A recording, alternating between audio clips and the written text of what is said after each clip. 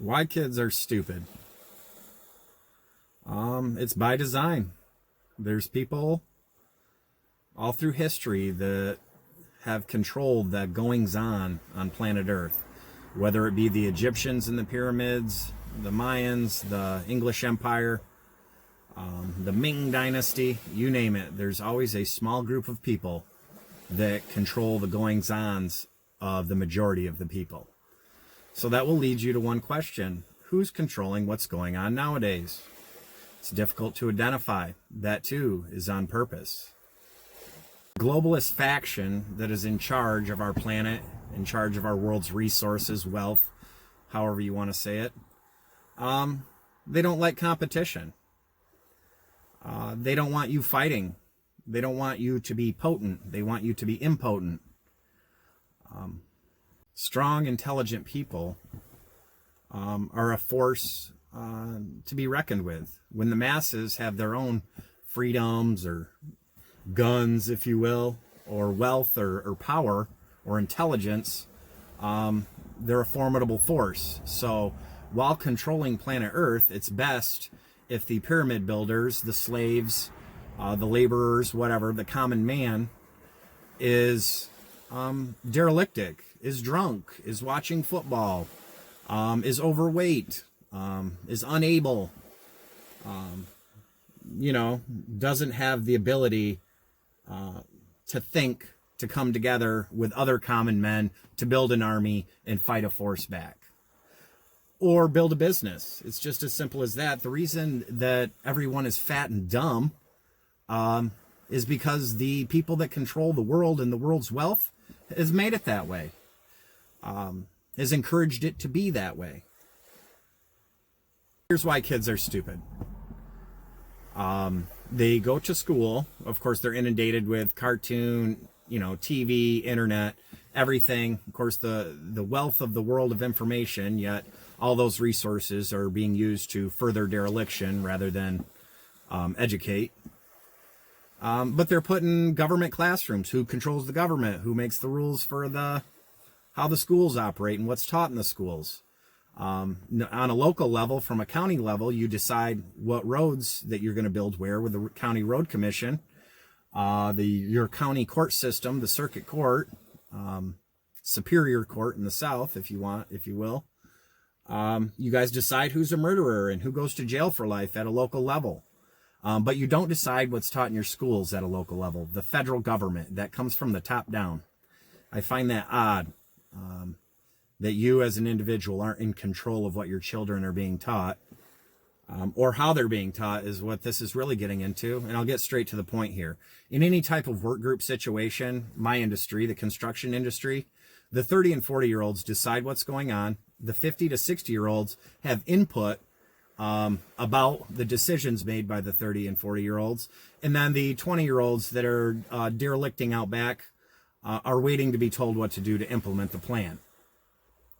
I assume that's the same in most industries. In the medical community, the 60-year-old doctor tells everybody what to do. The 40-year-old doctors do it.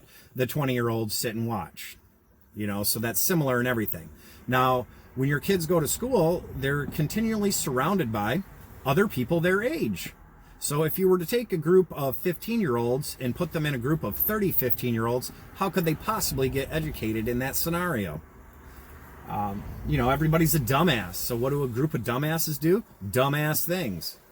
Back then, it used to be the small schoolhouse method, where they had the 6-year-old and the 15-year-old and the 10-year-old all in the same room, where the 10-year-old could learn how to become a teacher and teach the 6-year-old, while the 6-year-old could be surrounded by older kids so they could learn to become less derelict, essentially. I mean, if you took your 12-year-old and put them in a group of 25-year-olds, the 25-year-olds would look at them like they're stupid. And you know what they would do? Stop behaving like they're stupid. And they would learn faster, and they would learn more intelligent ideas. It's very difficult for a 12-year-old to learn from another 12-year-old. Just like in a sporting event, the only way you can get better at your sport is by playing people that are better than you. The only way you're going to become better at ping pong is to play a more worthy competitor. The only way you're going to become more intelligent is by hanging out with more intelligent people. So where I'm going with this is the people that have designed the government schooling system have purposely organized, I'm sure they hired the psychologist, and how do we keep these people retarded? That's not widely advertised. Hey, everybody should be stuck with the same age group in school, even though that is uncommon in every other area of life. Is a family that way? Mom and dad are older, grandma and grandpa are older than that. The kids are variation of ages. No other social circumstance in life do you find everybody the same age, because it just doesn't work. That very process doesn't work. There needs to be different variations. There needs to be old wise people. There needs to be young healthy people, and everybody in between, to have a successful work group and a successful outcome. The reality in America is this. They own the currency. The people that own the world own the money. They own the ability to print money and control money. You're only educated on your ability to trade with your neighbor using currency. You don't know how to barter. You probably don't have any skills other than your particular job skill that you've been taught to satisfy a corporation. You probably don't work on skills, many outside of that realm. So it's not like you have woodworking skills, do chemistry on the side, and then also, work at Jackson National Life for your day job, They control your ability to trade with your neighbors. As soon as you remove that currency or debase it, inflate it, devalue it, it makes it inconsistent. I don't know what a loaf of bread's going to cost today. $2, $10. It's hard to judge.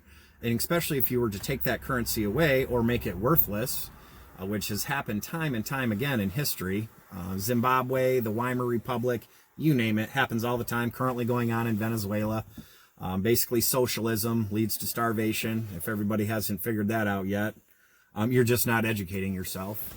You're still a liberal, or you're still voting for those ideology where somehow the government's going to take care of you. Let's be honest. Does anybody? It's very innate in all living creatures to obsess over yourself. You're in love with yourself. Why do you love your kids so much? Because they're a part of you and it's yourself. That's why you love them to death. That's just basic animal behavior. So to think this group of animals way over in Washington, D.C. or Lansing and the state capitol are somehow going to devote their time and energy to loving you and your family is just crazy thinking. How much time when you leave the house do you spend loving everybody else and loving your common man and stranger? It's especially unpopular nowadays. And I assure you, the people that have great wealth or great power spend no time concerning themselves with how you're doing or how well you and your family are doing. That is your responsibility. And so how are you handling that? Are you binge watching Netflix? Or are you building a family dynasty and generational wealth transfer for your family to be strong and grow and confident in this life? Are you encouraging them to be strong? Are you weak as a person? It's just how it is nowadays. Everybody's weak and impotent. They can't get off the couch. They have no skills. They want to have less skills. They want more care and more anointment. Bring on the anointment. I need Starbucks. I don't need exercise. Long story short, here's how you tell. There's one simple way for the common person who doesn't study international finance or economics on a regular basis to know what the fuck's going on. The gold price. Gold price, even though it's heavily manipulated, will be a true indicator of when shit's going to hit the fan, if you will.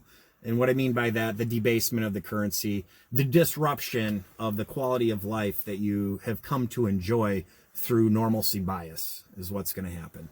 You're going to run out of money. Everybody's going to run out of money. And then, just like during the 2008 thing, everybody lost their $40 an hour job and now has a $16 an hour job. There'll be another shift in that direction. That's what we're trying to do. We're trying to get everybody down to the either go jump off a bridge and commit suicide, which suicides are at an all-time high, eat poisonous food and drink alcohol, kill yourself early, actually kill yourself after your useful work life.